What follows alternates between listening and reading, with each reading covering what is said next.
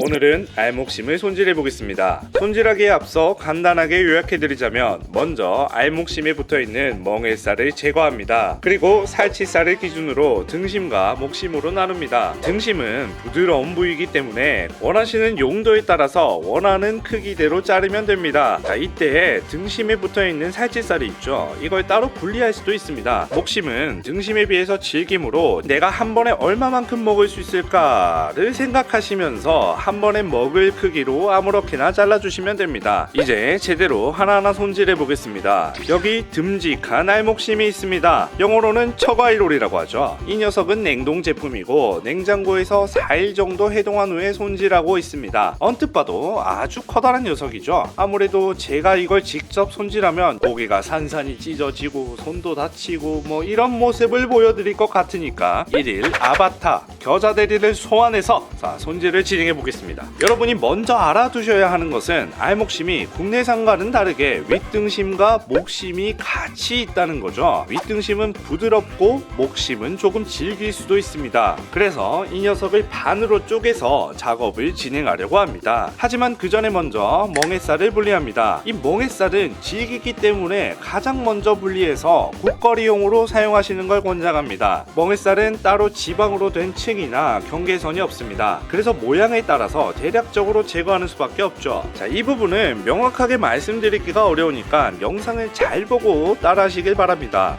여기서 혹시라도 궁금해하실 분이 있을까봐 말씀드리자면 멍에살의 멍에는 예전에 밭 가는 소 목에 걸어두는 그 농기구가 맞습니다. 밭을 갈 때 걸어두는 부위라는 건 상당히 강력한 부위라는 거겠죠. 네, 바로 질기다는 뜻입니다. 다음으로 등심과 목심을 크게 나눠줍니다. 지금 보시는 화면에 저 부위가 살치살입니다. 이 살치살을 기준으로 알목심을 반으로 나눠줍니다. 잘못 잘라서 부드러운 부위를 굳이 찌개나 장조림으로 드실 수도 있으니까 경계를 잘 보고 따라 하시길 바랍니다. 마치 수박을 자르듯이 알목심을 자르고 나면 이렇게 두 덩어리가 나옵니다. 우선은 등심부터 손질해 보겠습니다. 그러기 위해서 목심은 옆으로 좀 치워두고 등심이 시작하는 부분은 정말 부드럽고 맛있는 부위입니다. 그러니 한번 맛있게 잘라봐야겠죠? 하지만 고기는 네모반 듯한 모양이 아닙니다. 시작 부분부터 예쁜 모양으로는 썰 수가 없단 말이죠. 이럴 때는 고민하지 마시고 과감하게 썰어서 모양을 잡아줍니다. 그러면 짜잔, 두 번째부터는 일정한 모양으로 썰 수 있게 되죠.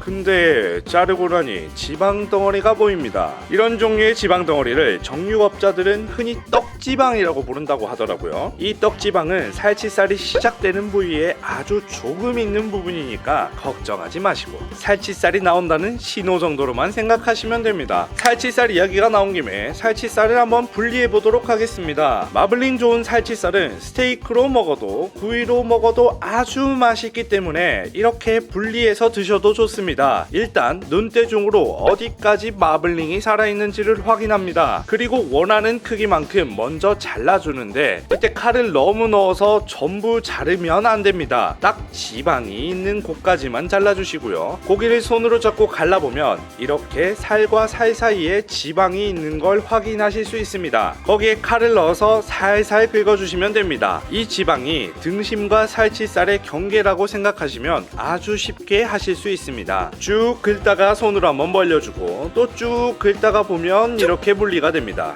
어때요? 정말 쉽죠? 자, 이 살치살은 등심을 마저 손질한 후에 손질해 보도록 하겠습니다. 살치를 분리하고 나면 딱 등심만 남습니다. 여기서부터는 조금 질길 수도 있으니까 아까 전보다는 얇게 자르는 걸 추천드립니다. 자를 때 팁을 조금 드리자면 움직이지 않고 잘 고정된 도마와 날카롭게 갈린 칼 그리고 미끄럽지 않은 손만 있으면 됩니다. 그러면 이렇게 쓱쓱 자르실 수 있습니다. 생각보다 고기 손질이라는 게 그렇게 어렵지 않습니다. 과정만 잘 보고 따라 하시면 집에서 얼마든지 하실 수 있습니다. 고기를 계속해서 쭉쭉 자르다 보면 손으로 잡고 썰기 불편한 구간이 나옵니다. 자, 이때는 억지로 자르려고 하면 괜히 손만 다칠 수 있으니까 듬성듬성 잘라서 찹스테이크 같은 용도로 사용하시면 됩니다. 억지로 자르려고 하기보다 여러분들의 취향대로 마음껏 즐기시는 걸 추천드립니다. 자, 이제 아까 그 살치살을 한번 손질해 보겠습니다. 먼저 이 녀석을 분리할 때 경계 부분에 있었던 지방과 근막을 제거합니다. 살치살은 소고기 중에서 가장 손질하기 쉬운 부위입니다. 고기 모양이 각져 있기 때문에 초보자도 쉽게 따라할 수 있는 부위죠. 그렇다고 만만하게 생각해서 또 자만해가지고 대충 막 하면 손을 다쳐서 아픈 경험을 하실 수도 있으니까 꼭 조심해서 하시길 바랍니다. 큰 칼보다 작은 칼로 손질하는 게 더 편하니까 참고하시는 게 좋을 것 같습니다. 살치살은 부드럽고 최상위 부위에 속하는 녀석입니다. 스테이크로 먹든 구이로 먹든 어떻게 먹어도 다 맛있습니다. 저는 개인적으로 구이로 먹는 것을 가장 선호하기 때문에 구이용으로 썰도록 하겠습니다. 여러분들도 원하시는 방법대로 두께만 조절하시면 됩니다. 모든 것은 취향이죠. 이제 목심을 손질할 차례죠. 먼저 근처에 잡다한 살점이랑 지방을 제거합니다. 목심은 비교적 질긴 부위입니다. 이빨에 대한 약간의 의심이라도 있으시다면 국거리나 장조림용으로 쓰시길 바랍니다. 국거리는 장조림보다는 비교적 맛있고 덜 질긴 녀석을 사용하는 게 좋습니다.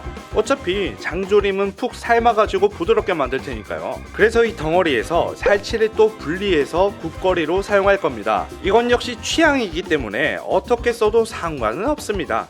다만 저는 추천을 드릴 뿐이죠. 방금 전에 알려드린 방법 그대로 살치를 분리하시거나 대충 눈대중으로 잘라주시면 됩니다. 이 두 녀석을 이렇게 분리했다면 지방을 정리해주시면 되고요. 항상 손 다치지 않게 조심하시고요. 자, 손질이 끝났다면 결 방향대로 대충 어떻게 자를지 큰 그림을 그리고 선을 대략적으로 그어줍니다. 그리고 마치 채소를 조각내서 잘게 자르듯이 이렇게 듬성듬성 자른 후에 돌려서 산산조각을 내어주시면 됩니다. 장조림으로 쓸 녀석의 지방도 대략적으로 정리합니다. 그리고 이 녀석은 정말 이렇게 썰어도 되나 싶을 만큼 대충 큼직하게 자르시면 됩니다. 어차피 장조림으로 만들기 위해 오랜 시간 푹 삶을 예정이니 진짜 이렇게 막 잘라도 상관없습니다. 여기까지 하면 짜잔! 이렇게 푸짐하게 알목심의 손질이 끝났습니다. 이 녀석들이 냉장고에 있을 생각을 하니 벌써부터 든든합니다. 하지만 아직도 일은 끝나지 않았습니다. 이제 이 녀석들을 보관하기 위해서 진공 패킹을 할 차례죠. 진공 패킹은 고기를 보관하는 가장 좋은 방법입니다. 비닐이나 락앤락 통 같은 것을 이용해서 보관하시는 분들도 계시고, 근데 그렇게 보관하시면 하얗게 서리가 끼이는 모습을 자주 보셨을 겁니다. 오랜 시간 동안 신선하게 고기를 보관하면서 드시고 싶으시다면 진공 패킹이 가장 좋은 방법입니다. 요즘은 모든 구성을 10만원 안으로 구매할 수 있으니까 적극 추천드립니다. 이렇게 쭉쭉 패킹까지 하고 나면 모든 일이 끝이 납니다. 과정이 다소 복잡해 보일 수 있지만 영상을 보면서 따라한다면 누구나 쉽게 집에서 할 수 있습니다. 여러분들도 한번 도전해 보시길 바랍니다. 긴 영상 시청해 주셔서 감사드리고요. 가시는 길에 좋아요와 구독 한 번씩 부탁드립니다.